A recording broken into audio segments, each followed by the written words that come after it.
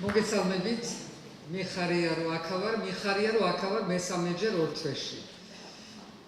და ორჯერ ასული გერგეთზე, ეს არის არაჩვეულებრივი, თქვენი ქალაქი არაჩვეულებრივია, გერგეთი არის რაღაცა სასწაული და დღევანდელი დღე ისეთი წინვალე შემოდგომის დღე იყო, რომ არ შეიძლება რომ მომავალი არ იყოს ასეთივე.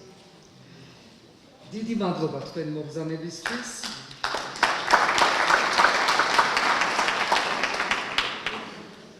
დავიწყებ იმით, რომ მე არა ვარ თერგდალეული. მე ვარ სენადარდალეული. და თურმე ეს არის ამ ქვეყანაში დანაშაული ვიღაცებისთვის, ყველასთვის არა. იმ დროს, როცა ჩემსავით ძალიან ბევრი არიან წასული, თუნდაც აქიდან, ყაზბეგიდან და სხვადასხვა ქვეყნებში არიან დღეს გადასული საცხოვრებლად, სამუშაოდ, სტუდენტებად და ჩვენი ქვეყნის მომავალი დიდწილად მაინც დამოკიდებული არის იმაზე, თუ იმათ როგორ დავაბრუნებთ. როდის დავაბრუნებთ, როგორ დავაბრუნებთ, რამდენად ღირსეულად დავაბრუნებთ. და ამ კუთხით მე ერთგვარი სიმბოლო ვარ ამ დაბრუნების, რომ შეიძლება ამ ქვეყანაში დაბრუნება, თუნდაც დღეს, როცა ჯერ არის ფეხზე ისე დამდგარი, როგორც ყველა ისურვებდით, მაგრამ არის ის, რასაც ჩემები ისურვებდნენ თავიანთ დროს, ანუ დამოუკიდებელი არის, თავისუფალი არის და აქვს ყველა საშუალება, რომ თვითონ განვითარდეს ბოლომდე.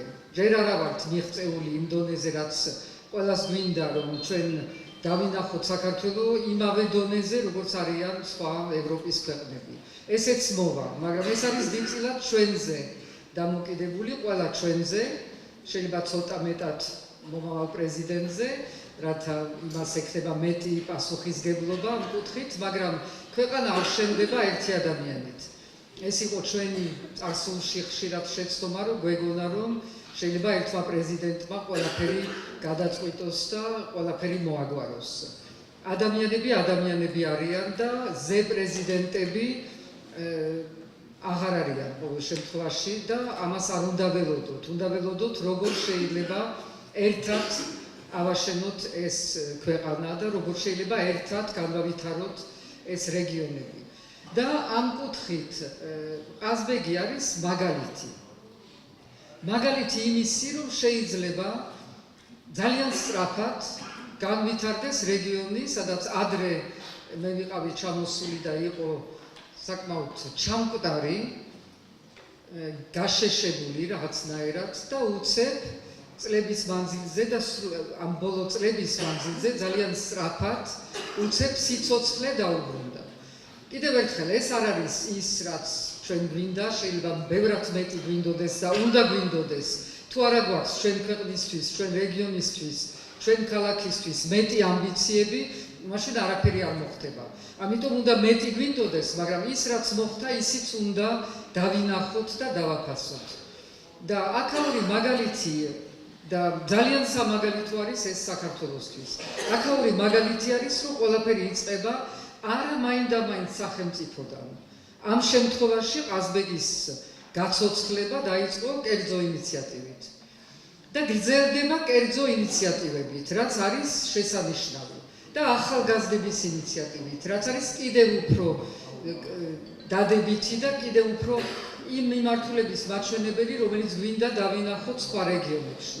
ეს არის საწყისი, გეთანხმებით, არ არის ჯერ ის, რასაც ქვია ნამდვილი განვითარება რეგიონის, მაგრამ ეს დაწყებული გზა არის ძალიან სწორედ დაწყებული.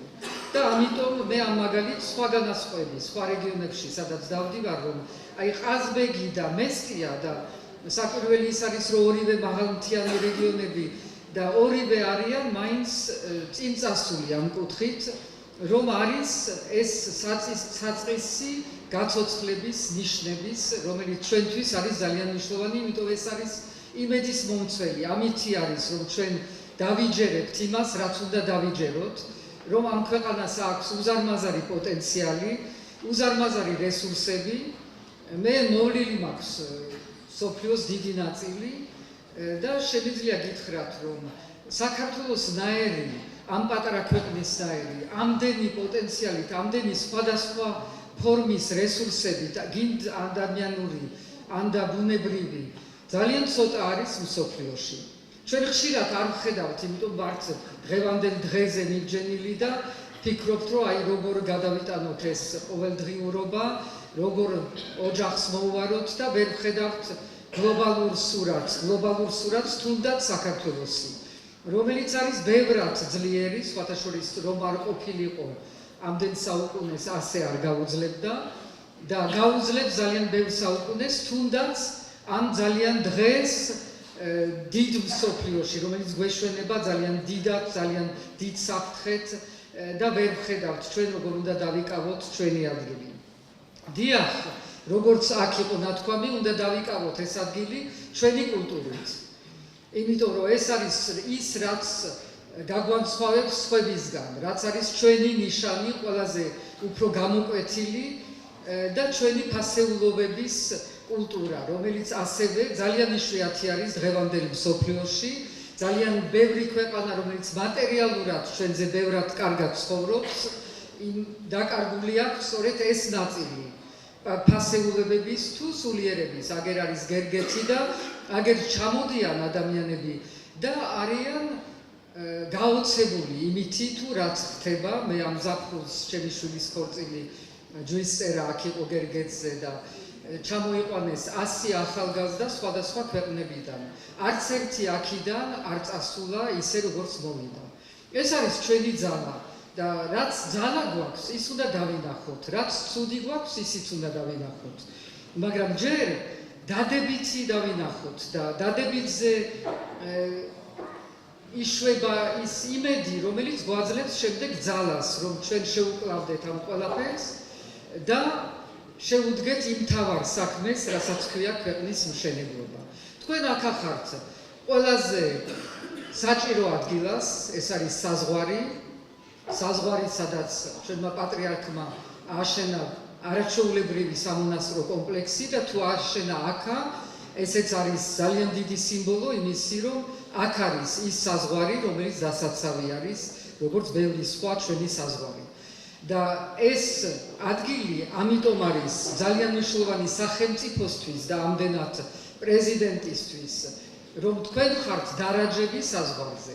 და პრეზიდენტი არის პასუხისმგებელი საზღვარზე, ტერიტორიაზე, დამოუკიდებლობაზე, ესე იგი საზღვარზე. და ქვეყანას სჭირდება თავისი საზღვრების გამაგრება, როგორც ადამიანს სჭირდება თავისი ხერხემალი და ხერხემალის გამაგრება.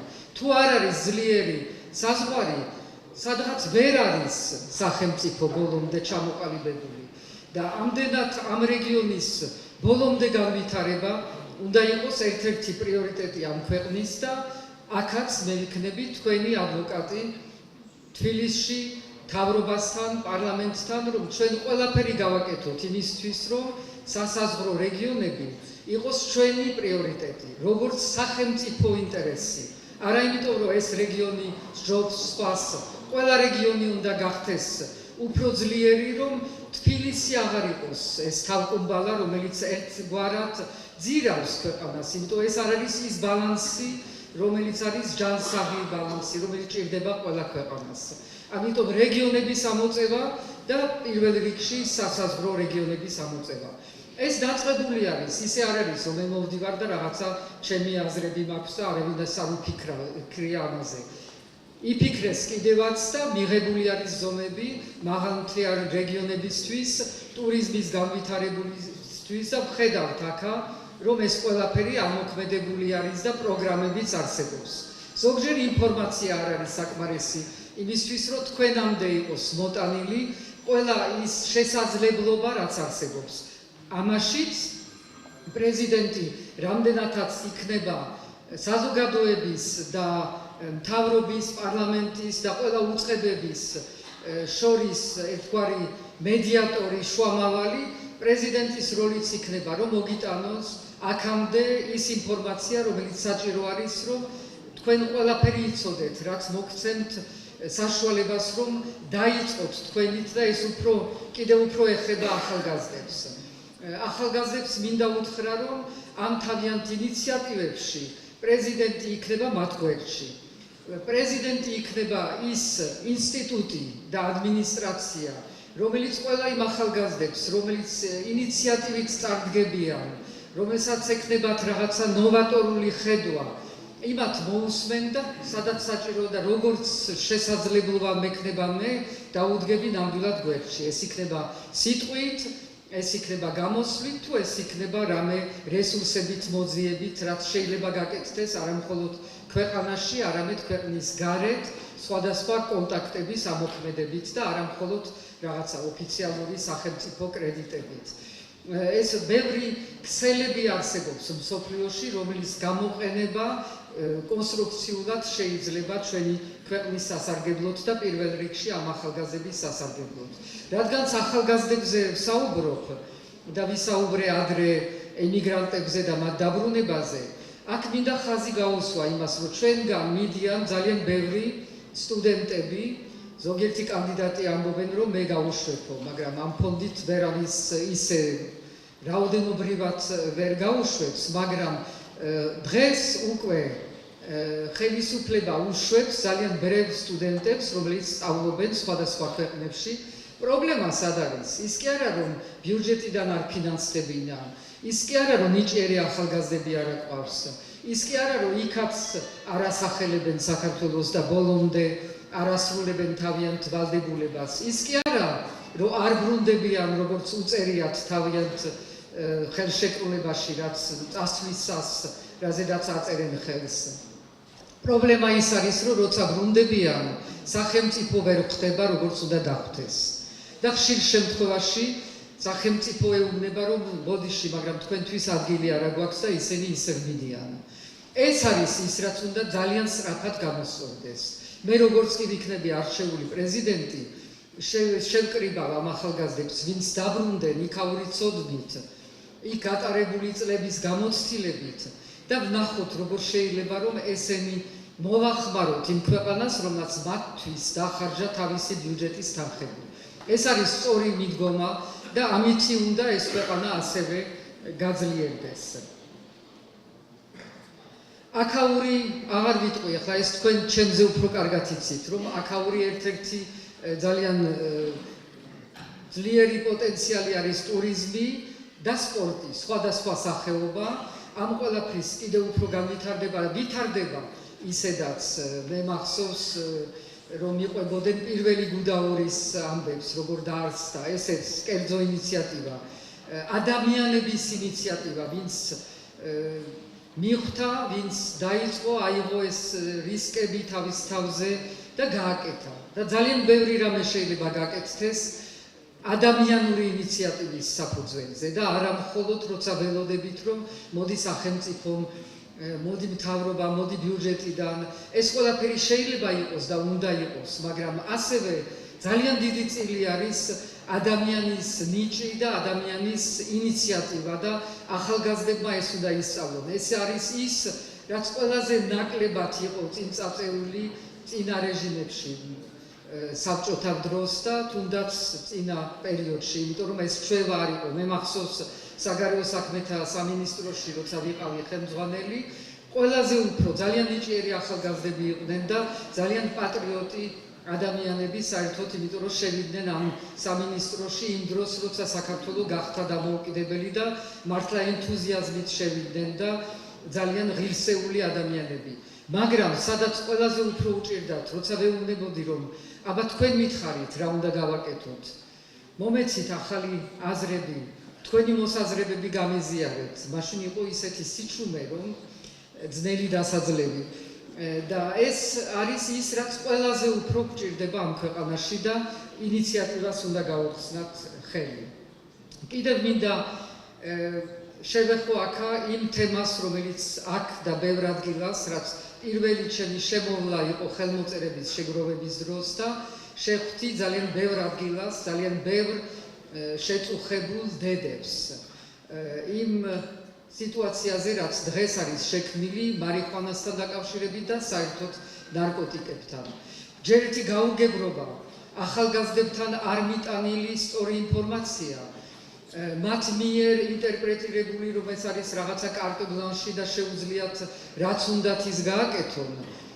და ამ კუთხით და სანამ ჯერ კიდევ დასაქმების პრობლემა არის ძალიან სერიოზული ამ ქვეყანაში, ეს ყველაფერი ქმნის ძალიან მძიმე ვითარებას და მით უფრო მძიმე, რაც უახლოვდებდით უფრო სოფლებს ან თას ქალაქში შეიძლება მეტი ინფორმაცია იყოს ამ კუთხით, ვიდრე სწორედ რეგიონებში და სოფლებში. და ეს არის ის, რაც უნდა ერთად დავძლიოთ. მე არ ვიცი პარლამენტი რას შეცვლის, როგორ შეცვლის, არ არის ჯერ ლეგალიზაცია შესული ძალაში და არ უნდა იყოს ამაზე რაღაც გაუგებრობა. და მე პირადად, როგორც დედა, როგორც ქალი, ყოველთვის ვიქნები ლეგალიზაციის წინააღმდეგ და მით უმეტეს ასეთ ქვეყანაში, სადაც ჯერ არ ვართ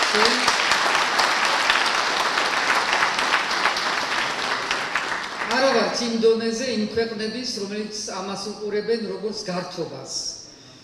შეიძლება არასოდეს არ ვიყოთ იმ დონეზე და შეიძლება არც იყოს საჭირო, რომ მივიღოთ ეს როგორც გართობა.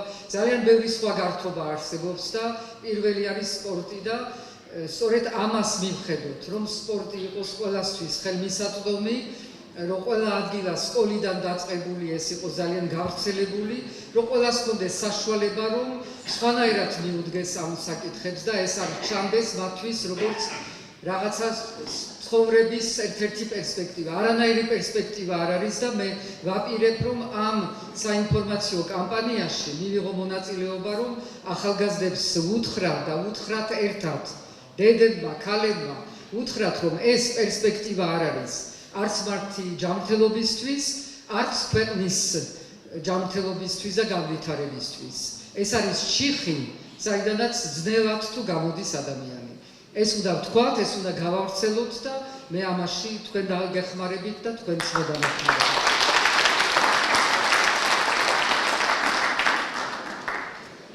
და ბოლოს მე არ ვაპირებდი და საერთოდ არ პასუხობ არც ერთ ლამძღვას და არც ერთ ბრალდებას, იმიტომ რომ საჭირო არ არის და ესეც არის ერთ-ერთი ფორმა ჩიხში შესვლის. ანუ როცა კონკურენტები ცდილობენ იმას, რომ გადაგიყვანონ შენი თემებიდან, არ გათქმევინონ ის, რაც არის სათქმელი და ის, რაც არის ჩვენი საუბრის შინაარსი და გადაგიყვანონ რაღაცა კითხვა-პასუხზე და კიდევ პასუხი და კიდევ ლამძღვა. მე არავის არ ვლამძღავ და სხვათა შორის ჩემს მიმართ, რაც არის გამოთქმული, ან ბრალდებები, ან ზიზღი, ან რაც გინდა იყოს, დიდად არ მანევიულებს და არ მოქმედებს ჩემზე. მაგრამ ძალიან მოქმედებს ჩემზე. როცა არის გამოყენებული ვითომს რაღაცა სიტყვებიდან გამომდინარე უაზროდ შექმნილი და ამით აღვივებენ ეთნიურ შულს საქართველოში. როცა ნათქვამი არის, რომ ვითომს მე რაღაცა ვთქვი და ან პრო-აზერბაიჯანი, ან პრო-სომხური ვეღარ გავიგე რას მაბრალებენ, მაგრამ ამას მნიშვნელობა არ აქვს.